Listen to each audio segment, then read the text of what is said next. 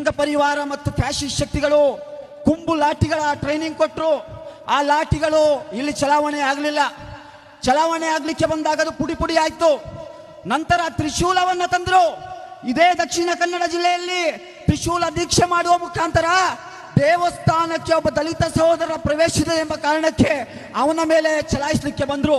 ಅದನ್ನು ಕೂಡ ಸೋಲಿಸಿದ್ರು. ನೀವು ದಕ್ಷಿಣ ಕನ್ನಡ ಜಿಲ್ಲೆಯ ಜನರು, ನಿಮಗೆ ಸಲ್ಯೂಟ್ ಮಾಡ್ತೇನೆ.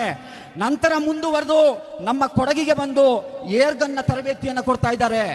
ನಾನು ಒಂದು ಮೆಸೇಜ್ ಅನ್ನು ಕೊಡ್ತಾ ಇದ್ದೇನೆ.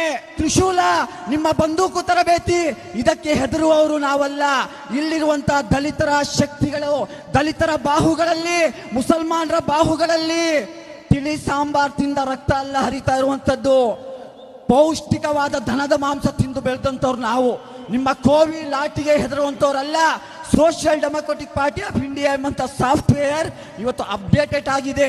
ನಿಮ್ಮ ತುಕ್ಕು ಹಿಡಿದ ಆ ಏರ್ಗನ್ನ ತರಬೇತಿಯಿಂದ ಈ ಸಮುದಾಯಕ್ಕೆ, ಈ ದಲಿತರಿಗೆ ಹೆದರಿಸಲಿಕ್ಕೆ ನೀವು ಕನಸು ಕಾಣ್ತಾ ಇದ್ರೆ ಅದು ನಿಮ್ಮ ಹಗಲು ಕನಸು ಮಾತ್ರ ಆಗಿ ಉಳಿತದೆ ಎಂಬಂತ ಮೆಸೇಜ್ ಅನ್ನು ನೀಡ್ತಾ